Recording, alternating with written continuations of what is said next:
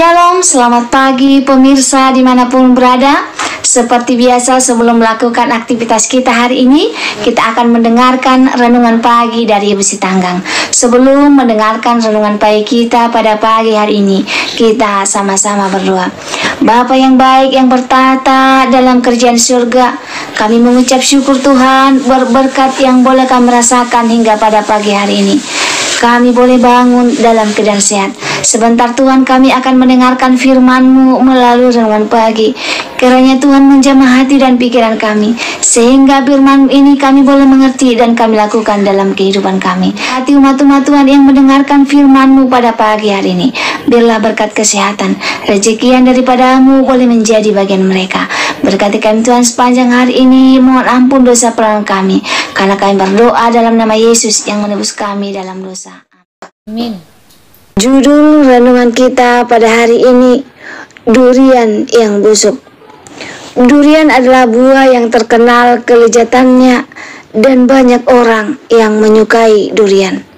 Dengan rasanya yang lezat, buah durian ini relatif mahal. Oleh karena itu, para penjual durian selalu meyakinkan pembeli untuk memilih buah durian yang benar-benar bagus agar tidak kecewa. Dan tentu saja kita sebagai pembeli akan memilih yang terbaik. Iya, kita tentu ingin memilih durian yang benar-benar utuh, tanpa cacat, karena sebuah lubang kecil yang terlihat pada kulit durian dapat berakibat fatal.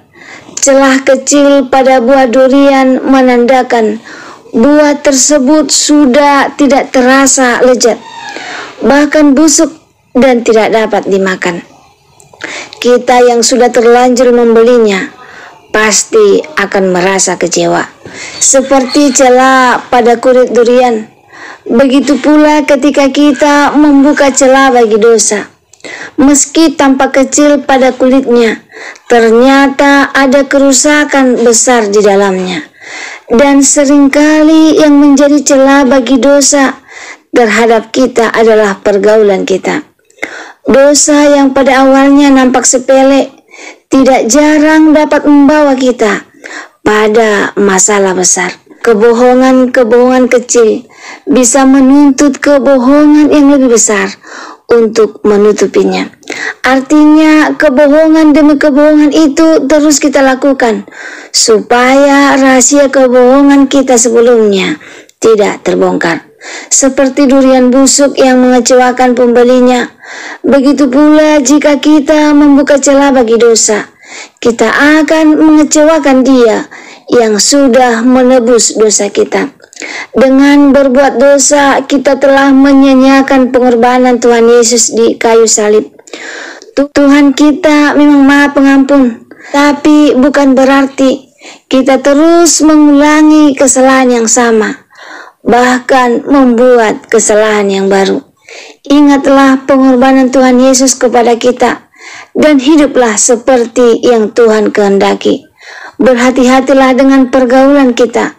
Jangan sampai pergaulan itu menjadi celah bagi kita untuk jatuh ke dalam dosa. Janganlah kamu sesat. Pergaulan yang buruk merusak kebiasaan yang baik.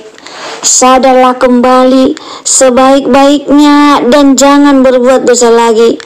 Ada di antara kamu yang tidak mengenal Allah. Hal ini kukatakan supaya kamu merasa malu. 1 Korintus 15 ayat 33 sampai 34. Suatu hari pendeta Osben sedang menunggu kapal laut untuk bepergian ke luar negeri. Karena masih banyak waktu, ia berjalan di sekitar daerah pelabuhan. Kemudian ia melihat hal yang menarik, yaitu segerombolan babi berjalan mengikuti gembalanya. Ia heran, karena tidak biasa babi bisa berjalan teratur di belakang gembalanya. Karena penasaran, ia melihat ke arah mana babi-babi itu berjalan. Ternyata babi-babi itu sedang berjalan ke arah sebuah pintu gerbang yang bertuliskan rumah pembantaian.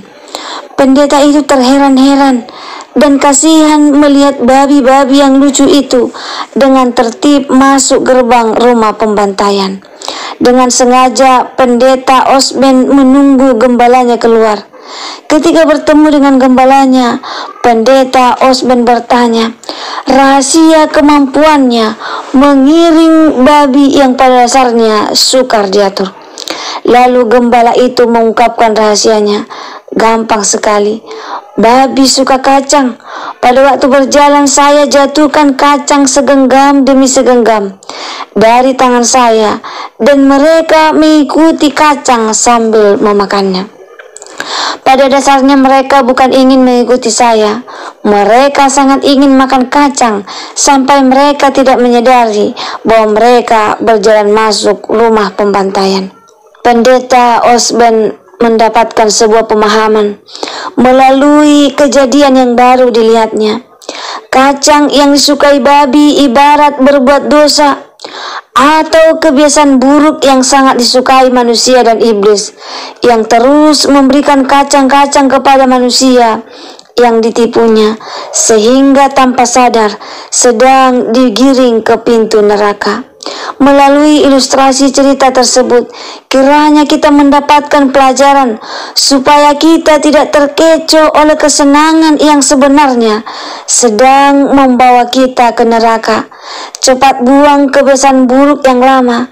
Kadang-kadang keterikatan kecil bisa membawa kita ke arah yang salah. Iblis dengan kacangnya ingin mencuri, membunuh dan membinasakan kita. Jadi waspadalah, jangan terpedaya seperti babi-babi yang lucu itu.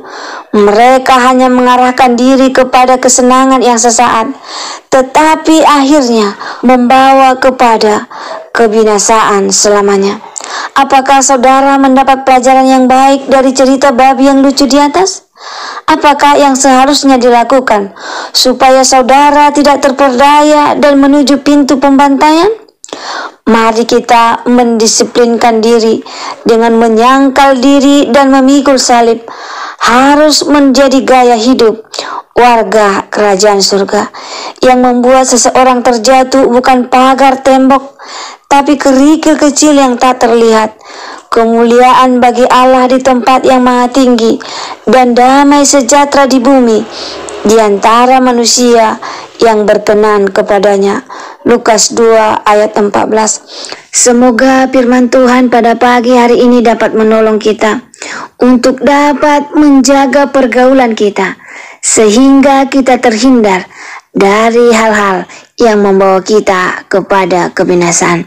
Jika saudara merasa terberkati dengan firman Tuhan pada saat ini, saudara boleh like, komen, subscribe, dan share di sosial media kamu, sehingga semakin banyak umat-umat Tuhan yang sadar jika sesuatu yang nikmat sesaat dapat membawa kita ke dalam bahaya. Belum mengakhiri firman Tuhan pada saat ini, kita sama-sama berdoa.